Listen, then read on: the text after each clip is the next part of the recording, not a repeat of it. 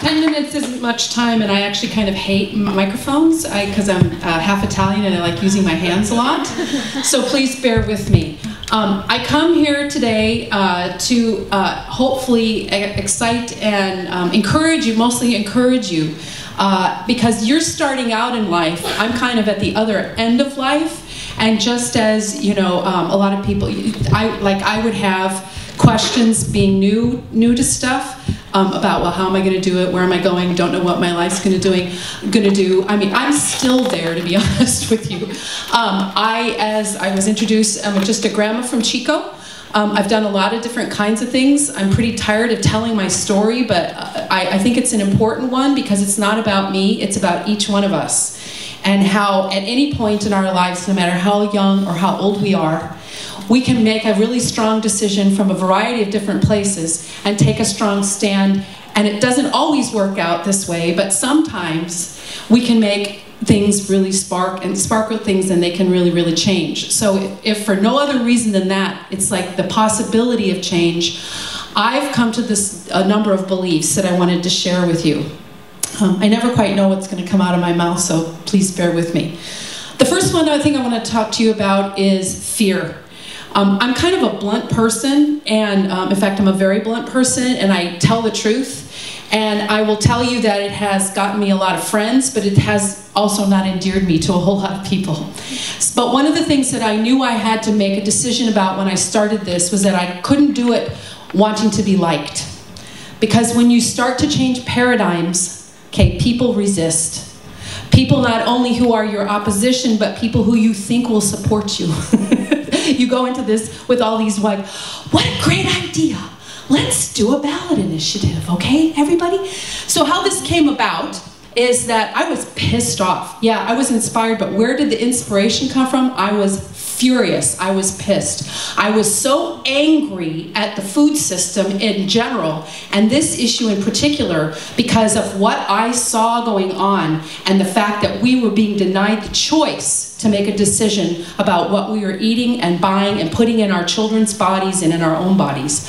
You know, it just made me see red. And I got so angry, and there I was on Facebook, you know, posting everything, you know. My friends started to look at me like I'm a network marketer, you know, those people that every time you're trying to, maybe you guys don't know about network marketers, but there's like this way that you can do a business where you talk to your friends and you invite them to buy these products, and then you get them to sell them. And but what happens is that everybody starts to look at you. They know what you're doing, and that's all you talk about, so they walk away from you and they run away. Well, my friends started being like that with me about GMOs, because that's all I would talk about. It's like, did you hear the latest thing? Can you believe Monsanto did this? Oh my God, look at the government, that collusion, blah, blah, blah. They were getting really tired of me. Then I got so depressed, I got so angry that I turned it inward, and I got depressed. And I felt hopeless, and I felt alone, and I felt like there was nothing that was ever going to change, and I felt like I could see the future of every item, everything on the planet being genetically engineered, and our government colluding with it, and I actually spent time in my bed crying, sobbing, seeing the future for my grandchildren, and sometimes it still makes me cry. So, what's one person going to do about this thing? You've got governments colluding with corporations, internationally. What can we do? I don't know.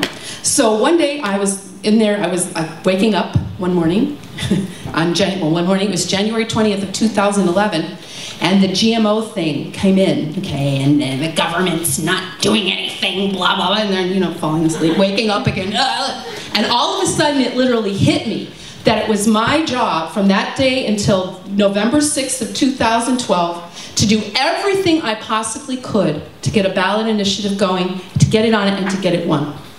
So what did I do? I'm a grandmother, I'm 55 years old at the time, I've never done anything political in my life. I have no money, I have no training, I don't know what the heck I'm doing, I'm scared to death, that's the only thing I do know.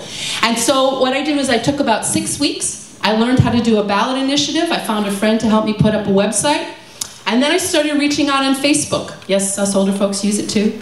And I started putting out there, I named my little thing, I used to do blogs, so I named it, you know, labelgmos.org, California Right to Know. Oh, by the way, labelgmos.org was still available as a URL, so I took that as a sign. So that was pretty cool. So anyway, I also had to make a few decisions. I had to realize that I had to be willing to look like a complete idiot, because there I was, a grandmother with no training, no funding, going, "Hi guys, let's do a ballot initiative." So I started calling all the, you know, the usual suspects, you know, all the like, or Food and Water Watch, or Center for Food Safety, Institute for Responsible Technology, all these like the places that we would think that we would go if people, you know, Sierra Club. I'm like, "Come on guys, let's do it." And it's like, "Grandma, go home. Go home, grandmother, this is too big, it's too hard, you will never win, and when you lose, the movement will die and you will have hurt us more." That's what I heard for a really long time. I was shocked, I was appalled, you know.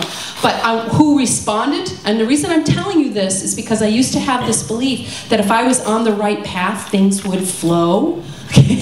So now I've learned, one of the things that I've learned is sometimes the greater the resistance, the better, that means that that's exactly where you need to be, because that's where you're going to affect the greatest change, so you get the greatest pushback. I will tell you that all of those places that I just named came on board eventually. Okay, I was told I would never get funded, I would never, you know, go away, go away. All those people came around in the end. I can tell you that one of the first people that came on board was Dr. Bronner's Magical Soaps. Mike is gone. It was his brother David who came on board. I can tell you that you know, one of the places, Jeffrey Smith, some of you who know about this issue, Jeffrey Smith is one of our greatest speakers and teachers. His institute said to me, "Who do you think you are?" That woman said to me, the woman who was running the TBN. We're great friends now. But you know, you know, and I just said, "I'm a grandma from Chico, and this is what we're doing now. This is what we're doing." And bless the people on the ground when I was traveling around. Oh, so I forgot to tell you. So my plan was that I would just get in my car, which I did. I'd get in my car and I would start traveling around the state, because I didn't know any other way to build a grassroots movement. So that's just what I did. So I got in my car and I started talking to people in the old-fashioned way. I talked to people in grocery stores, in, you know, like Mother's Market down in Southern California, coffee shops, farms, you know, I get to talk, libraries, you know, banks. I mean, who knew? Community bank, you know, places. And we used Facebook. Pretty soon all those places that wouldn't talk to me before were helping out, and it just kind of snowballed. I got to tell you, it takes a ballot initiative. Thanks. Ballot initiatives are very, very complicated. Okay, so since I only have 2 minutes left, we will forget about all that stuff. And so what we will talk about is where we're going. So actually, everybody thinks we lost on November 6th. We actually won. I realized, yes, we did. We did. And I realized this actually 3 weeks before the election, as I watched the lies. I mean, if you want to hear about some of them, I'm not going to waste my time now, but the lies that are legal out there, it's like, oh my God. But the fact that we had so little money, and that right now today we are at 48.3, so the margin is closing. Okay, the fact that we did that with so little money, then the fact that we could only advertise at the very end, speaks very, very loudly to how important this issue is. But more importantly, out of this, we now have a coalition of 31 states, okay? Last year when we were talking about this, nobody had even heard of a GMO. Now there are 31 states educating, getting out there in their communities, talking to people. Mothers know about this now. Whereas nobody knew before, 80% of the people have heard of a GMO now.